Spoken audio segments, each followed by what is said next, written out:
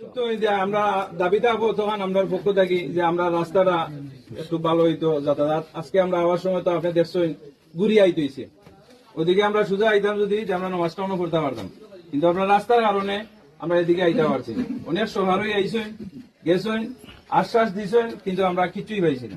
রাস্তাটা হইল এটাই আপনার বড় জোর 1 বছর 2 বছর এর বেশি আর এটা ব্যবহারের উপযোগী থাকে না।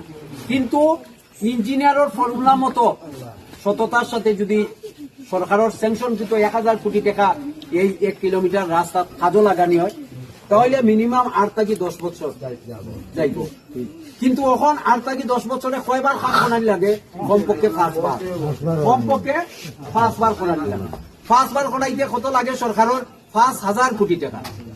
তো এটা যদি মানে দুর্নীতিমুক্ত অবস্থায় সততার সাথে ইঞ্জিনিয়ারের ফর্মুলা মতো কাজ করানি যায়, 1000 কোটি টাকার কাজেই 10 বছর যাইবে।